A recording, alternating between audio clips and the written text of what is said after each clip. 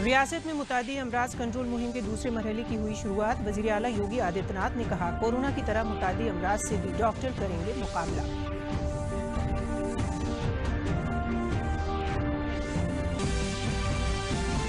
Doctors day के मौके पर वजीर आजम नरेंद्र मोदी ने कोरोना के दौर में डॉक्टरों की शानदार और काबिल तारीफ रोल के लिए उनकी सताइश की। कहा, कोविड-19 से निपटने में मुल्क के साथ मजबूती से खड़े हैं डॉक्टर्स।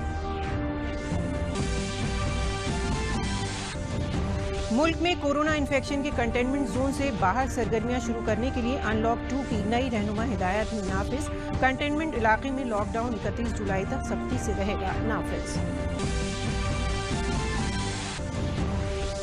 और पूरे मुल्क में कोरोना के खिलाफ जंग है जारी। अब तक 3,47,000 से ज्यादा लोग बीमारी को शिकस्त देकर हुए सेहतयाब। भारत के ड्रग कंट्रोलर ने कोरोना के खिलाफ वैक्सीन की ह्यूमन ट्रायल को दी मंजूरी।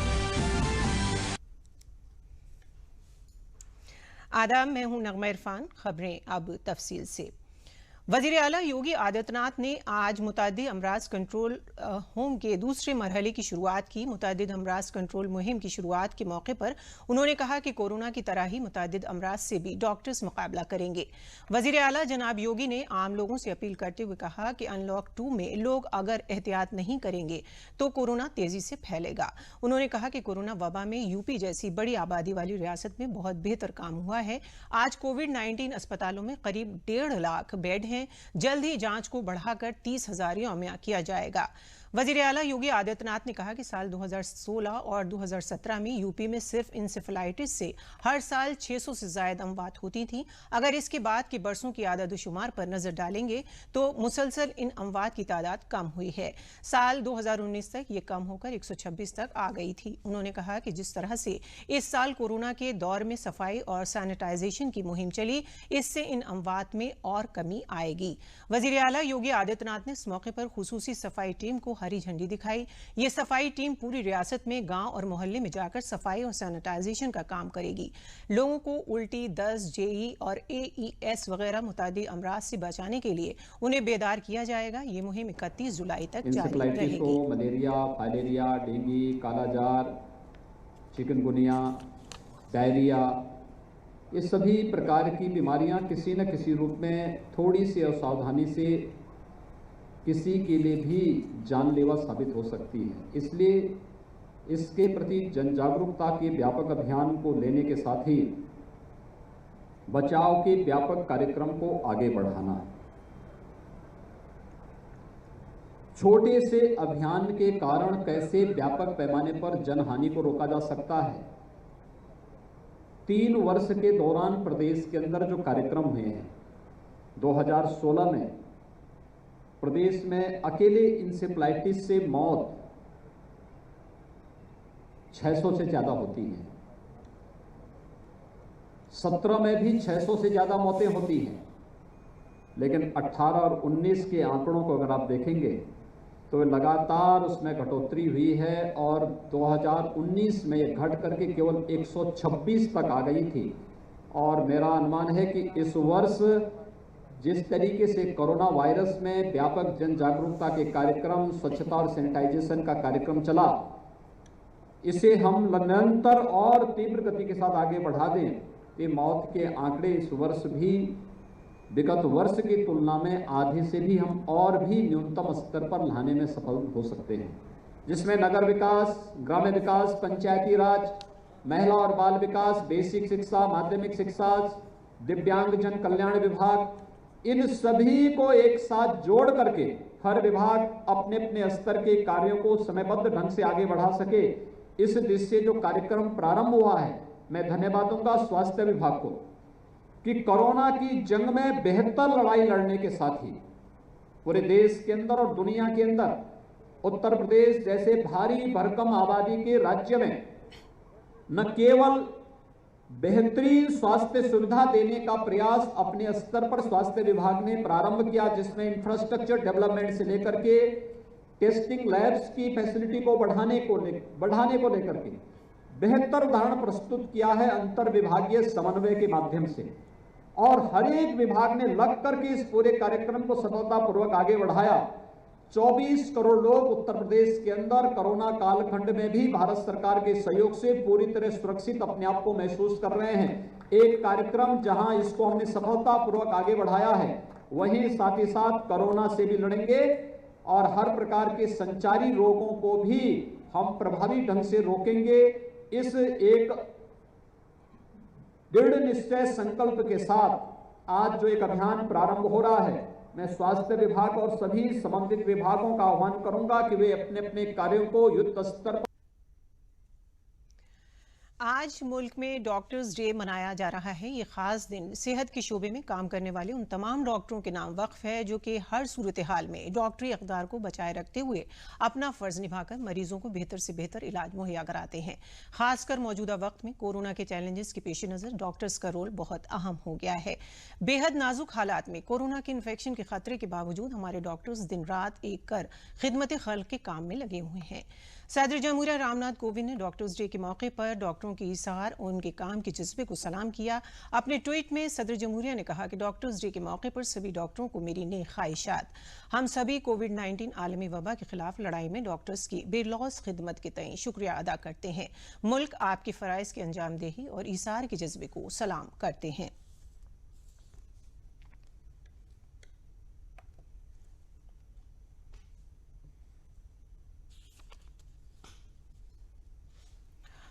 इस मौके पर वजीर आजम नरेंद्र मोदी ने भी कोरोना के दौर में डॉक्टर्स की शानदार और काबिल तारीफ रोल के लिए उनकी सताइश की और उनके एजाज में एक वीडियो भी शेयर किया। माँ हमें जन्म देती है तो कई बार डॉक्टर हमें पुनर्जन्म देता है। संकट की इस घड़ी में अस्पतालों में इस समय सफेद कपड़ों में दिख रहे डॉक्टर नर्स ईश्वर का ही रूप। अपने जीवन को खतरों में डाल करके ये लोग हमारा जीवन बचा रहे हैं। डॉक्टर जिंदगी बचाते हैं और हम उनका ऋण कभी नहीं उतार सकते।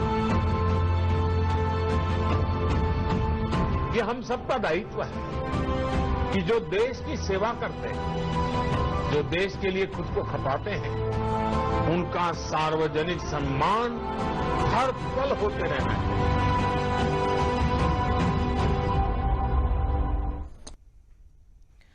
आज नेशनल डॉक्टर्स डे मनाया जा रहा है। इस मौके पर कोरोना जैसी वबा के दौरान दिन रात अवामी खिदमत में लगे तमाम डॉक्टर्स को एजाज से सरफराज किया गया। भारतीय स्टेट बैंक ने आज अपने यौम तासीस के मौके पर रियासत के मशहूर डॉक्टर को एजाज से नवाजा। इस मौके पर बैंक की जानिब से रियासत के 8 अस्पतालों को 25 वेंटिलेटर्स दिए गए। साथ ही राम मनोहर लोहिया इंस्टीट्यूट को 250 PPE किट फराहम कराई गई। इस मौके पर KGMU के कोरोना महकमे के डी हिमांशु ने बताया कि वजीर आला योगी आदित्यनाथ ने मुतादी अमराज की रोकथाम के लिए मुहिम की शुरुआत की है। ऐसे में मुतादिद अमराज पर लगाम लगाने के लिए सभी डॉक्टर्स को अपना अहम रोल अदा करना चाहिए।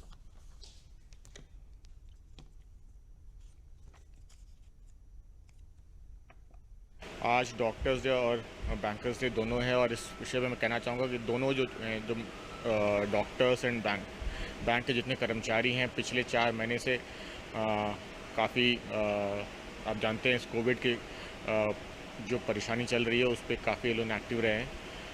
कोविड की परेशानी भी हम सब जानते हैं कि इस समय काफ़ी मरीज़ आ रहे हैं, लेकिन मैं यही कहूँगा कि परेशान मत हो। देखा गया भर में कि जल्दी जिस रेट पे चल रहा है हो सकता है कि हम लोग पीक पहुँच कर फिर 1-आध महीने में धीरे धीरे घटने लगेगा। तो इसलिए धैर्य न खोइए, बस अपने आप को प्रिकॉशंस जो हैं, जो दूरी बनाए रखें, मास्क पहने और हैंड सैनिटाइज़र का उपयोग करते रहें और बहुत ज़रूरी हो तभी कहीं जाएं, वरना कोशिश करें घर पे रहें। आज स्टेट बैंक दिवस है। 1 जुलाई 1955 को स्टेट बैंक की जो आज का अवतार है उसके रूप में शुरुआत हुई थी। इस बार कोरोना है तो इसलिए ये सोचा गया कि हम कोई फंक्शन नहीं करके कुछ ऐसे कार्य करें जिससे हम समाज के सभी वर्गों को डायरेक्टली या इनडायरेक्टली कुछ बेनिफिट दे सके। तो सर्वप्रथम आज 25,000 वृक्षों का रोपण किया जा रहा है। 25,000 मास्क का वितरण किया जा रहा है अपने कस्टमर्स को और बाकी समाज के लोगों को। 250 किट पीपी किट हॉस्पिटल में दी जा रही हैं। 25 वेंटिलेटर्स विभिन्न अस्पतालों में आज बांटे जा रहे हैं। इसके अलावा एटीएम, 2 मोबाइल एटीएम का आज उद्घाटन कर रहे हैं। वज़ीर-ए-आज़म नरेंद्र मोदी ने आज नेशनल चार्टर्ड अकाउंटेंट डे पर भी मुबारकबाद पेश की। अपने ट्वीट में वज़ीर-ए-आज़म जनाब मोदी ने कहा कि एक साफ और शफाफ मईशत को यकीनी बनाने में हमारे मेहनती CA बरादरी का अहम रोल है। मुल्क के लिए उनकी खिदमात की बहुत अहमियत है। चार्टर्ड अकाउंटेंट डे पर नेक ख्वाहिशात। इस मौके पर वज़ीर-ए-आज़म जनाब मोदी ने एक वीडियो भी शेयर किया। दुनिया भर में भारत के चार्टर्ड अकाउंटेंट्स को उनकी समझ और बेहतरीन फाइनेंशियल स्किल्स के लिए जाना जाता है। हमारे शास्त्रों में 4 पुरुषार्थ की चर्चा की गई, धर्म, अर्थ, काम। जिस प्रकार से धर्म और मोक्ष की चर्चा करें तो ऋषि मुनि हमको दिखते हैं, उसी की बराबरी में अर्थ जगत का कारोबार नेतृत्व आपके हाथ में है। अर्थ का सही आचरण क्या है, कौन सा मार्ग सही है, ये दिशा दिखाने का दायित्व चार्टर्ड अकाउंटेंट फील्ड के हर छोटे मोटे व्यक्ति का है। जैसे डॉक्टर समाज के और व्यक्ति के शारीरिक स्वास्थ्य की चिंता करते हैं, वैसे ही आप पर समाज के आर्थिक स्वास्थ्य की जिम्मेदारी होती है। आज institute of chartered accountants of India ICAI का स्थापना दिवस है। मेरी तरफ से आप सबको बहुत बहुत शुभकामनाएं।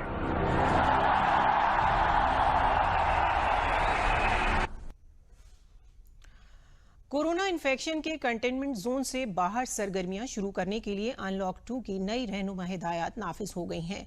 हिदायत के मुताबिक कंटेनमेंट इलाके में लॉकडाउन को 31 जुलाई तक सख्ती से नाफिज किया जाएगा। अनलॉक 2 की नई रहनुमा हिदायत के तहत स्कूल, कॉलेज और कोचिंग इंस्टीट्यूट 31 जुलाई तक बंद रहेंगे। मरकज और रियासत की ट्रेनिंग इंस्टीट्यूट्स को 15 जुलाई से खोलने की इजाजत होगी और बैनुल अक़वामी हवाई खिदमात पर रोक जारी रहेगी। वजारत दाखिला की इजाजत के मुताबिक ही इसमें रियायत मिलेगी। साथ ही मेट्रो रेल बंद रहेंगी। Cinema hall, gym, swimming pool, तफरीही पार्क, थिएटर, असेंबली हॉल ये सभी 31 जुलाई तक बंद रहेंगे। समाजी, सियासी, खेल, तफरीही, तालीमी, सकाफती और मजहबी तकारीब पर पाबंदी जारी रहेगी। साथ ही रात 10 बजे से लेकर सुबह 5 बजे तक कर्फ्यू नाफिज रहेगा। कंटेनमेंट जोन के बाहर रियासतों को इसमें ज्यादा इख्तियारात दिए गए हैं। साथ ही बैन रियासती ट्रांसपोर्ट और लोगों की आमदरफ्त पर कोई रोक नहीं है।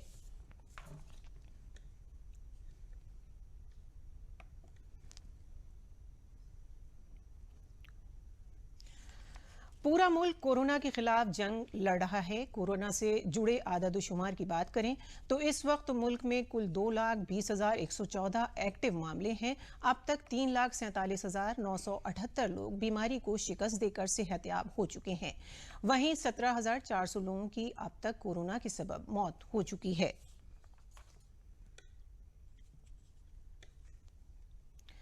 इस दरमियान एक अच्छी खबर यह है कि भारत बायोटेक के चेयरमैन और मैनेजिंग डायरेक्टर कृष्णा येल्ला ने बताया कि drug controller general of India यानी DCGI ने कोवैक्सीन की ह्यूमन ट्रायल को मंजूरी दे दी है।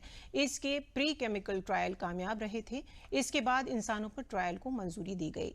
भारत बायोटेक ICMR और राष्ट्रीय वायरोलॉजी संस्थान पुणे के ताउन से पब्लिक प्राइवेट पार्टनरशिप के तहत कोवैक्सीन को तैयार कर रहा है। We are proud to announce Covaxin, a live inactivated vaccine that is being developed at Bharat Biotech in partnership with ICMR and National Institute of Virology, Pune, and a public-private partnership. And we are happy to say that this vaccine strain was isolated from NIV Pune and manufactured at Bharat Biotech and going to be conducted clinical trial in India. We are happy to say that DCGI gave a nod for conducting phase 1 and 2 clinical trial soon. खबरों में आगे बढ़ने से पहले आइए देखते हैं corona से बचाव का पैगाम।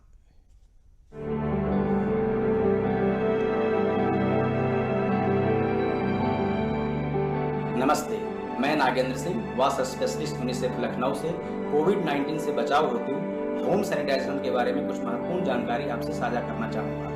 घर की सामान्य साफ सफाई जैसे झाड़ू लगाना, पानी में डिटर्जेंट या क्लीनर मिलाकर मॉपिंग और समय समय पर डस्टिंग तो हम करते ही हैं और इसे करते रहें। इसके अतिरिक्त 3 परिस्थितियों में, पहला, घर से कोई व्यक्ति फ्रिक्वेंटली बाहर जाता हो, दूसरा, घर में कोई सेल्फ क्वारंटीन, बीमार या हेल्थ रिलेटेड कोई कॉम्प्लिकेशन हो, और तीसरा, आपके घर में फ्रिक्वेंट विजिटर्स आते हों तो घर के वैसे वस्तु जिसे कई लोग इस्तेमाल करते हों या छूते हों, जैसे गेट, दरवाजे का हैंडल, टैप, टॉयलेट, स्टेयरकेस का हैंडल, फ्लोर, स्विचेज इत्यादि को अच्छी तरह से साफ कर 1% हाइपोक्लोराइड सॉल्यूशन या सैनिटाइजर जिसमें कम से कम 70% अल्कोहल हो, सो सैनिटाइज करने से कोरोना वायरस से होने वाले इन्फेक्शन के रिस्क को कम किया जा सकता है। धन्यवाद। पाकिस्तान से राजस्थान और फिर यूपी में आने वाले टिड्डी दल के खौफ के साए में अब कुशीनगर के किसान भी जीने को मजबूर हैं। कुछ देर में ही फसलों को चटकर जाने वाली टिड्डियों के आने से कुशीनगर के किसान फिक्रमंद हैं। जिले के किसान टिड्डियों के आने से बहुत खौफजदा हैं, जिसके सबब किसान अपने खेतों की निगरानी कर रहे हैं। गुज़िश्ता 3 दिनों से जिले के कई इलाकों में टिड्डियों का दल घूम रहा है, जिसकी वजह से किसानों को पूरा कुनबा खेतों की निगरानी कर रहा है। टिड्डियों की आहट मिलते ही किसान अपने कुनबे समेत खेतों में जाकर थाली बजा रहे हैं, जिससे टिड्डियां भाग जा रही हैं।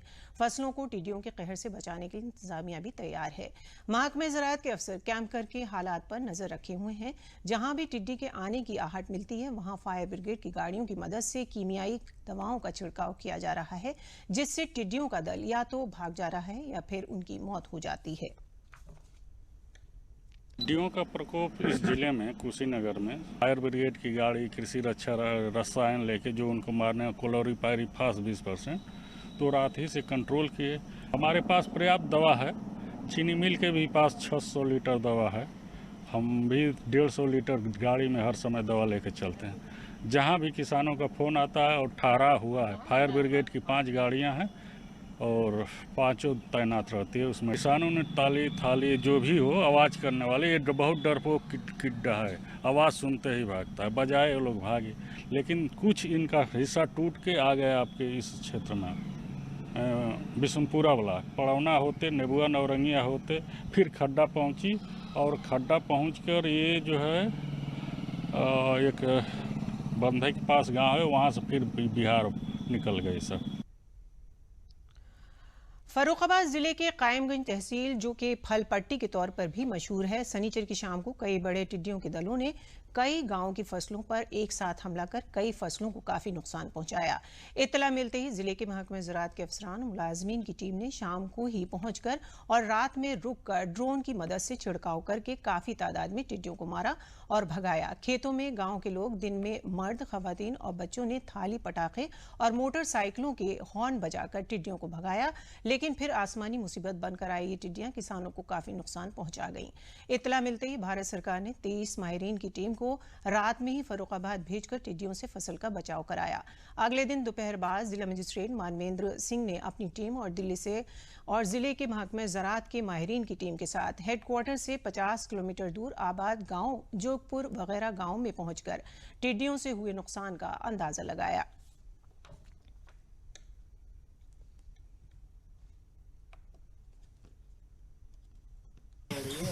देखिए, यहाँ पर टिड्डी दल आया हुआ है और लगभग 5 किलोमीटर के दायरे में इसका प्रभाव है।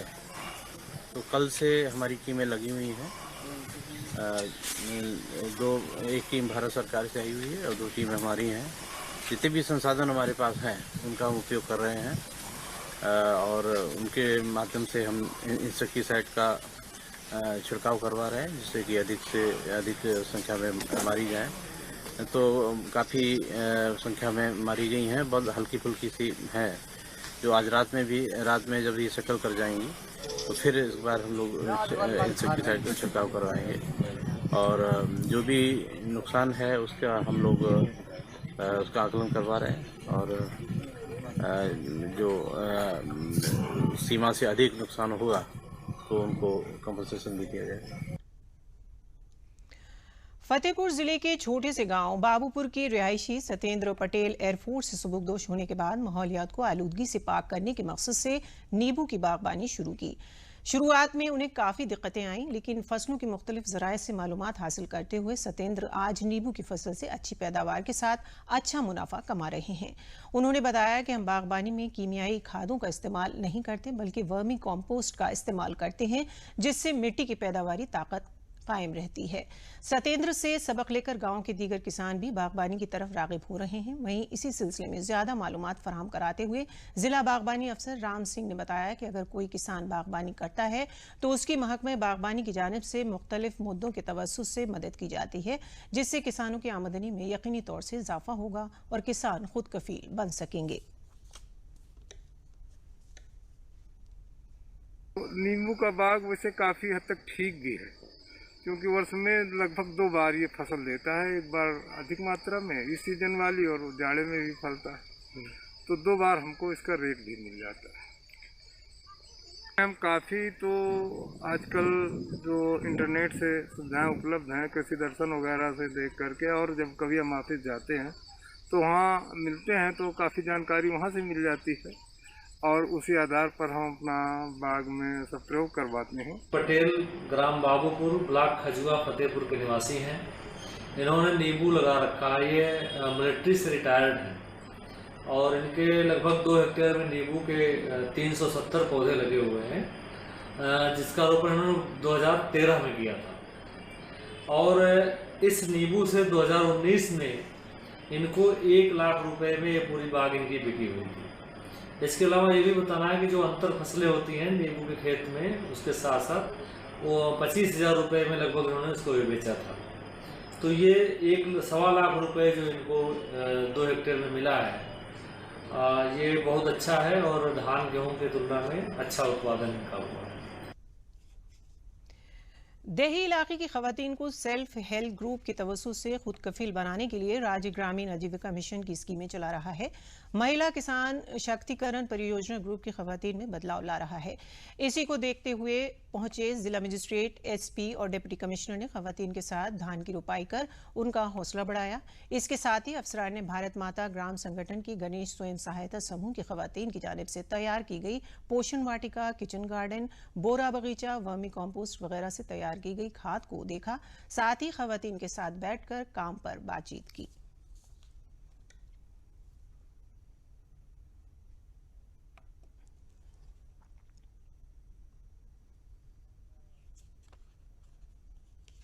नेनालन की तरफ से मुझे मास्क का रोजगार मिला था, तो हम लोगों ने, हमारी जितनी भी महिलाएं इस गांव की हैं, सब लोग साथ में मिलके मास्क हमने तैयार किए हैं, जो कि हम बाहर दिए हैं।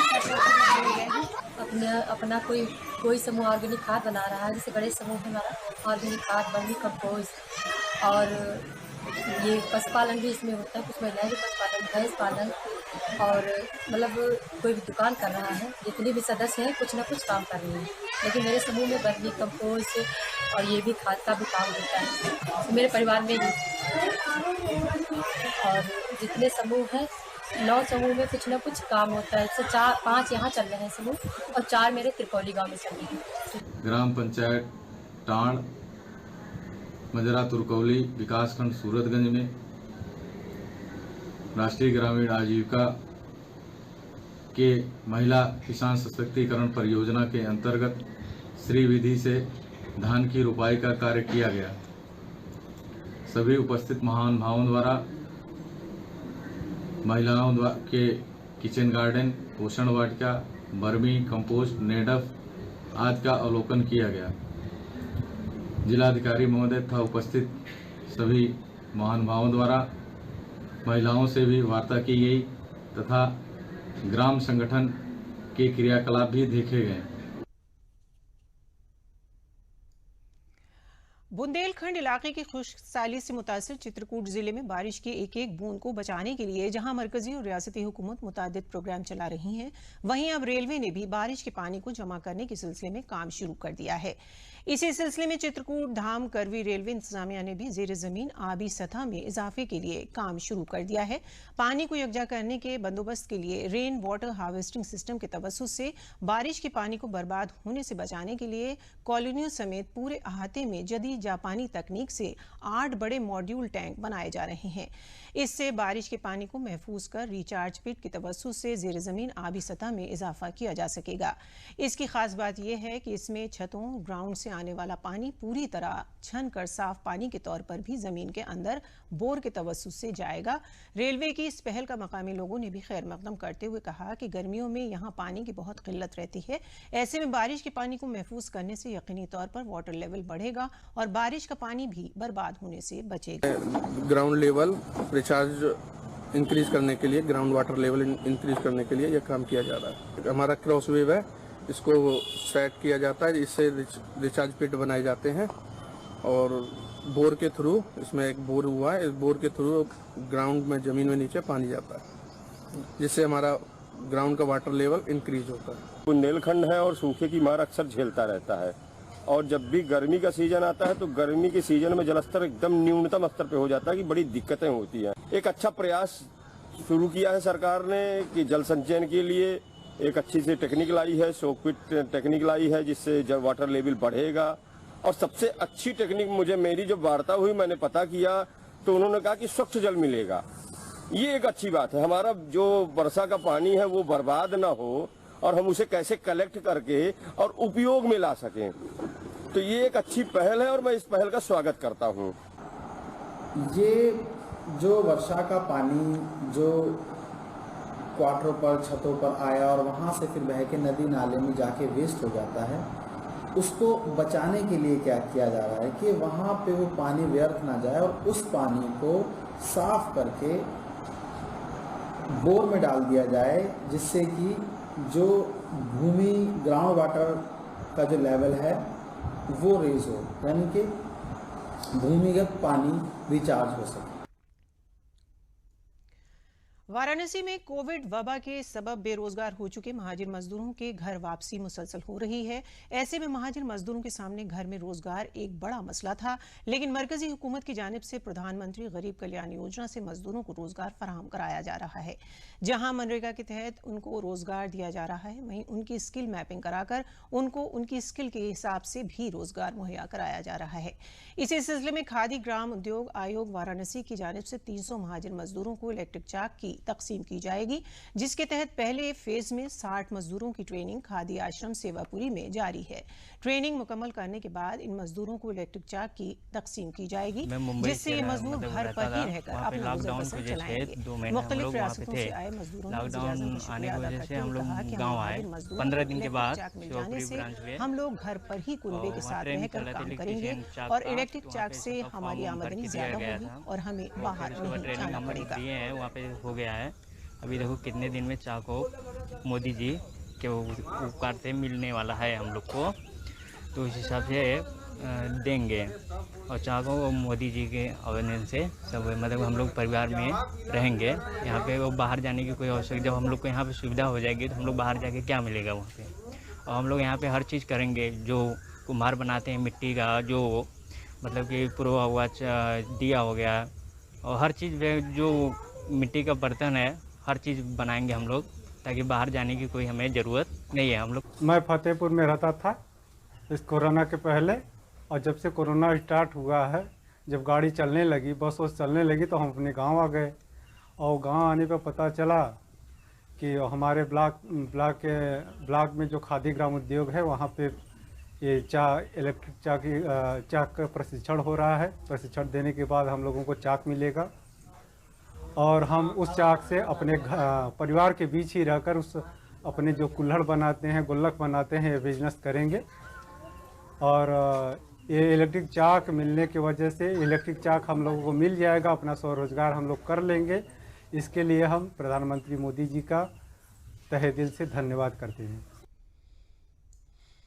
इसी के साथ खबरें खत्म होती हैं, इजाज़त दीजिए, आदाब।